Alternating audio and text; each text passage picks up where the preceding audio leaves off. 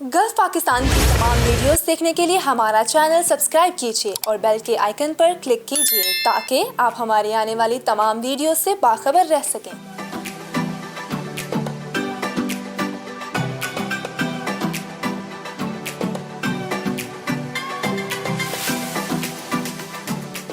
अस्सलाम वालेकुम नाजरीन, आप देख रहे हैं गल्फ पाकिस्तान और मैं हूं आपकी होस्ट सैरिश खान। आज हमने अपने स्टूडियो में दावत दी है एक नन्हे से सुपर हीरो को जो पाकिस्तान के लिए प्राउड है और कोपैमा है, जिन्होंने K2 का बेस कैंप जो है वो फतह किया हुआ है। उनके साथ आज उनके फादर भी मौजूद हैं, वाइस के जो कि आशिर चौधरी, तो उनसे भी बातचीत करेंगे। कैसे हैं आप? मैं ठीक हूँ, आप कैसी हैं? ओके, कैसा लगा आपको हमारे स्टूडियो में आके वाइस? मुझे बहुत अच्छा लग रहा है। आपको कैसा लगा? हाँ जी, बहुत अच्छा लगा आपके साथ कल पाकिस्तान आकर। बिल्कुल बहुत अच्छा लगा। अच्छा, ये किस एज से ये इसने स्टार्ट किया था कोपैमा के लिए? 10 साल की उम्र से इसने जो है स्टार्ट किया था। जो हमारा जो है जो K2 बेस कैंप है, उससे पहले जो है 2 साल से जो है उसने ट्रैकिंग वगैरह शुरू कर दी थी, लेकिन जो K2 बेस कैंप का जो ट्रैक था वो इसने 10 साल की उम्र में किया। माशाल्लाह से काफ़ी कम एज में किया है। हाँ जी। अच्छा, ये मुझे बताएं, आप भी ट्रैवलर हैं और आपकी भी ट्रैवल की एजेंसी भी है कोपैमा की है, तो आपको कैसे शौक़ पड़ा? बस ट्रैवलिंग से ही शौक़ पड़ा, क्योंकि जो होता है ना कि जब एक बंदा ट्रैवल का शौक़ उसे पड़ जाता है तो ये एक ऐसा शौक़ है कि जो निकल नहीं सकता है। तो करते करते जो है अपनी कंपनी बना ली। जब कंपनी बना ली तो फिर तो ट्रैवलिंग शुरू हो गई, और उसके साथ ही जो है जब ट्रैकिंग की तरफ आए तो साथ ही कोपैमाई की तरफ भी आ गए। तो चूँकि जब अक्सर छुट्टियों में ये साथ होता था, तो जब ट्रैकिंग शुरू हुई तो ये भी साथ ही था, और जब K2 की बात आई तो फिर तो इसने ज़िद कर ली कि मैं जिस तरह बाकी ट्रैक्स पे जाता हूँ तो इस पर भी मैंने जाना है।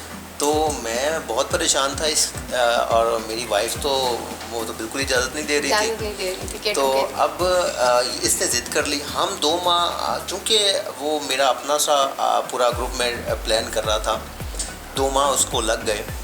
तो इस 2 माह के अंदर इसने मुझे जो है मोटिवेट कर लिया। अच्छा, आपको मोटिवेट किया कि मुझे जाना है। बच्चे को शौक था कि उसने। हाँ, अच्छा, आपकी फैमिली में और कोई भी है ट्रैवलिंग में कोपैमा में? बीवी है, और वो कोपैमा तो नहीं है लेकिन ट्रैक करती है, और इससे छोटी मेरी बेटी है, वो भी ट्रैकर है, लेकिन वो इतनी इस लेवल की ट्रैकर नहीं है। कितने बच्चे हैं आपके? मेरे 2 बच्चे हैं। 2 बच्चे, एक बेटी और एक बेटा? एक बेटी। अच्छा, बेटी को भी शौक है माशाल्लाह से। अभी ये रिसेंटली विंटर में हमने पूरी फैमिली में कितने किया है। अच्छा, तो वाइस आप ये मुझे बताओ, आपके फादर कह रहे हैं कि आपको ज़्यादा शौक था और आपने उनको मोटिवेट किया। उसूलन होता ये है कि इधर उलट ही हो गए। तो ये अब आपने इतने कारनामे से अंजाम दे दिए, तो अब आपका नेक्स्ट किसको देख रहे हो? K2 का बेस कैंप कर लिया है आपने, माउंट एवरेस्ट की तरफ देख रहे हैं आप? ख्वाहिश है आपकी?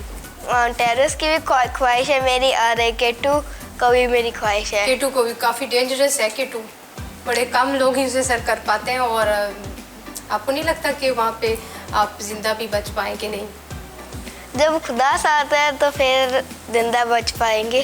वाह, ये कितनी अच्छी बात की है कि उसको बिलीव है कि अल्लाह ताला सब जगह पर है, अगर वो चाहेंगे तो सर कर लेगा और वापस भी आ जाएगा। तो वैसे भी आप कौन सी क्लास में हो?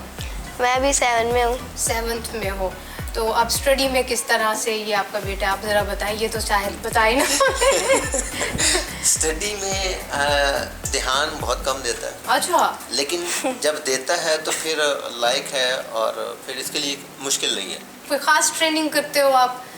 कुछ ये भी बताएं हमारे नाजरीन को कि आपने, क्योंकि K2 का बेस कैंप किया और भी पहाड़ी इन्होंने जो है ना फतह किए हैं, आप बताएं उसमें कौन कौन सी चोटियाँ हैं? सबसे पहले जो है जो बड़े कारनामों में वो है K2 का बेस कैंप। उसके बाद पिछले साल 2021 में जून में 6400 मीटर का एक पहाड़ है खुसरगंग, उसको अटेम्प्ट किया था इसने और मैंने। लेकिन कैंप 1 पे जाके रात हमने वहाँ पे गुजारी। तो कैंप 1 पे रात को जो है मौसम ख़राब हुआ। तो जब मौसम एक दफ़ा ख़राब हो जाए तो फिर हर सूरत में फ़ौरी तौर पे नीचे उतरना ज़रूरी होता है, क्योंकि अगर आप मौसम ख़राब होने के बाद आगे जाएंगे तो फिर ओवर डेंजर हो जाएगा। हाँ जी, देखें ना कि अब मौसम ख़राब होने के बाद अगर ठीक भी हो गया है तो अब ताज़ा स्नो के नीचे क्या है वो किसी को नहीं पता। ऊपर जब भी मौसम ख़राब होता है तो स्नो होती है, और ये होता है कि जैसे ही हम 4,4500 मीटर को से ऊपर जाते हैं तो बर्फ़ शुरू हो जाती है। हर पहाड़ के ऊपर 4,4500 मीटर से ऊपर बर्फ़ है। तो फिर उस वक्त जो है अगर मौसम ख़राब हो गया है, हल्की सी स्नो हो गई है, तो हमें एक्सपीडिशन को अगर हल्की सी हुई है 2 दिन के लिए हमें ड्रॉप करना पड़ेगा, नीचे नीचे उतर जाते हैं। हाँ, उतरना पड़ता है। तो और अगर हम नहीं नीचे उतरते तो इसका मतलब है कि हम अपने आप को ख़तरे में डाल रहे हैं। खुतरगंग को हमने फिर छोड़ा, नीचे आए, और फिर उस एक्सपीडिशन को हमने वहीं पे क्लोज कर दिया। उसके बाद फिर हम अक्टूबर में आटम में एक्सपीडिशन की, और वो थी हमारी गोंडोगोरो पीक की। वो K2 से जनूब की जानब कोई 25 किलोमीटर के फासले पे पहाड़ है, उस गोंडोगोरो, ये भी कराकोरम रेंज में है। इसकी ऊंचाई 5,785 मीटर है। जी। तो उसको फिर हमने इस अक्टूबर में अटेम्प्ट किया, और खुदा पाक की मेहरबानी से हमने उसको उसमें कामयाबी हो गई माशाल्लाह से। तो वाइस, मुझे ये जानना था आपसे कि आप क्या खाते हो, कौन सी डाइट लेते हो, क्योंकि आप तो पहाड़ों पे जा रहे हो, इतनी ज़्यादा एनर्जी आपको चाहिए होती है, तो क्या आपकी कोई स्पेशल डाइट है या जैसे हम लोग ही खा रहे हैं नॉर्मल लोगों की तरह? डाइट तो सेम ही होती है, और वहाँ पे भी हम सेम ही डाइट यूज़ करते हैं, पर हम वहाँ पे घी कम यूज़ करते हैं। अच्छा। क्योंकि वो स्टमक के अंदर जो डाइजेशन होती है उसको कम कर देता है। और इसके अलावा कोई आप वॉक वगैरह करते हो आम रूटीन में, या कोई चलता है, या कुछ ऐसी कोई है इसकी रूटीन, कोई एक्सरसाइज या वॉक? जो है ये ट्रैकिंग और वॉक जो है, और साइकिलिंग। अच्छा, साइकिलिंग करता है ये। अच्छा, क्योंकि जो कोपेमा होता है ना, तो उसके ड्रेस जो होते हैं काफ़ी हैवी होते हैं, आपने देखा अगर इक्विपमेंट भी होते हैं, तो ये किस तरह से मैं वो देख रही हूँ ये तो इसका जो इक्विपमेंट है वो सारे मैंने उठाए होते हैं। अच्छा। और क्योंकि बैग मैंने उठाया होता है और वो सारा कुछ मेरे पास होता है, और इसके जो ड्रेस होता है वो तो हमने उसके हिसाब से लिया हुआ है। और माउंटेनिंग जो यूनिफॉर्म होता है वो वज़नी नहीं होता है। अच्छा। हमारे पाँव के जूते से लेके हमारे सर के जो हेलमेट है उस तक हर चीज़ जो है वो एक नापी तोली होती है, तो उसमें ये सारे जो इक्विपमेंट होते हैं उनका वज़न कम होता है। अच्छा, ये मुझे बताएं कि कोई स्पोर्ट भी कर रहा है कोई इदारा आपको, या गवर्नमेंट की तरफ से कोई स्पोर्ट मिली हो? नहीं, स्पोर्ट कोई भी नहीं करता है, और इसमें हमें खुद से जो है वो, चूँकि ये हमारा अपना शौक़ है तो खुद से करते हैं और खुद से ही जाते हैं। अच्छा, ये मुझे आपसे जानना था कि इसको अब तक कितने अवार्ड मिल चुके हैं, कोई सर्टिफिकेट अवार्ड किसी ने अप्रिशिएट किया हो? हाँ, जब हम लास्ट गोंडोगोरो पीक करके आए हैं तो फिर DG स्पोर्ट इस्लामाबाद उन्होंने इसकी अप्रिसिएशन पे एक टी-शर्ट दी थी जिनके ऊपर मोहम्मद अली सतपारा साहब की जो है वो स्पेशल अल्पाइन क्लब ने वो प्रिंट करवाई हुई थी, तो वो उन्होंने एज ए इसकी अचीवमेंट उनको दिए थे। इसके बाद जो है PTDC के जो MD हैं उन्होंने अल्पाइन क्लब ऑफ पाकिस्तान में उनके ऑफिस में इसको अप्रिसिएशन में इसको बुके दिया था। तो बाकी सर्टिफिकेशन जो है वो हमेशा अल्पाइन क्लब ऑफ पाकिस्तान में देता है, तो गोंडोगोरो पीक पे उन्होंने इसको सर्टिफिकेट दिया है। माशाल्लाह से। अच्छा, मैंने आपकी पिक्चर्स भी देखी हैं, वीडियो भी देखी हैं, तो आपने पाकिस्तान का फ्लैग उठाया हुआ था, क्या महसूस हो रहा था वाइस तब आपको? मुझे उस वक्त बहुत ही अच्छा महसूस हो रहा था कि मैं अपने मुल्क का झंडा इतनी ऊपर लेके आया हूँ। ज़बरदस्त, माशाल्लाह से। तो आप आगे क्या बनना चाहते हैं? कोपेमा तो आप बन चुके हैं, क्या आगे आपका क्या फ्यूचर में आप समझते हैं कि डॉक्टर बनना है, इंजीनियर बनना है, क्या विश है आपकी? अभी तक तो नहीं सोचा। अभी तक नहीं सोचा तो सोचे मुझे कोपेमा ही बन गया, यही सोचा है ना, यही टारगेट है आपका, इसी को ही फील्ड को आप आगे लेके जाएंगे, स्टडी भी साथ करेंगे और इसको भी। आपने इतने सारे प्लेसेस जो है ना वो सर किए हैं, तो कौन सा आपका फेवरेट था सबसे ज़्यादा? जो ट्रैवलिंग में जो मुझे लगा वो था कश्मीर, और जो माउंटेनरिंग के लिहाज से है वो स्कर्दू। अच्छा वाइस, मुझे आप ये बताएं आपकी हॉबीज़ क्या हैं, क्या करते हैं आप बाकी फ्री टाइम में? स्टडी तो करते हैं, कोपेमाई भी करते हैं, उसके अलावा क्या शौक़ है? गेम्स और क्रिकेट।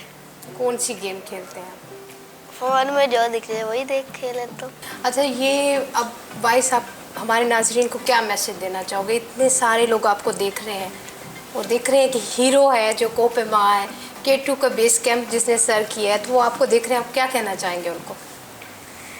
कि वो अपने मुल्क का झंडा इतनी ऊपर लेके आए हैं। और जो मुल्क का झंडा है वो मैं तो सब बच्चों को यही कहना चाहूँगा कि जो चीज़ का आपको शौक़ है आप उसमें ज़्यादातर मतलब कि उसकी प्रैक्टिस करें और कोशिश भी करते रहें और आपको कोशिश का सिला ज़रूर मिलेगा इंशाल्लाह। और आप क्या मैसेज देना चाहेंगे? मैं तो सारे बच्चों को कहूँगा कि और वालिदैन को भी कहूँगा कि बच्चे का जिस तरफ इंटरेस्ट है बच्चे को उस तरफ जाने दें। वो चाहे स्टडी है, वो चाहे कुछ भी है, और वो बच्चा जब उसमें आगे बढ़ेगा तो वो बहुत कामयाब शख्स बनेगा। ये सिर्फ स्पोर्ट्स की बात नहीं कर रहा हूँ मैं उनके फील्ड्स की भी बात कर रहा हूँ कि हर बच्चे को जब एजुकेशन में वो फील्ड भी सिलेक्ट करता है तो बच्चे पे डालें कि वो क्या सिलेक्ट करता है, क्योंकि जिस चीज़ को वो करेगा तो वो जो है उसमें 100% कामयाब होगा। बहुत शुक्रिया। तो जी नाज़रीन, बड़ा अच्छा मैसेज दिया उन्होंने कि मेहनत करनी चाहिए। जब मेहनत करेंगे तो आप सब कुछ हासिल कर सकते हैं, लेकिन मेहनत ज़रूरी है। तो आज का प्रोग्राम आपको यकीनन बहुत पसंद आया होगा। तो आपका कोई सवाल है तो आप हमें कमेंट कर सकते हैं, लाइक करें, शेयर करें और हमारे चैनल को सब्सक्राइब ज़रूर करें और देखते रहें गल्फ पाकिस्तान। अल्लाह हाफिज़। Subscribe gulf Pakistan.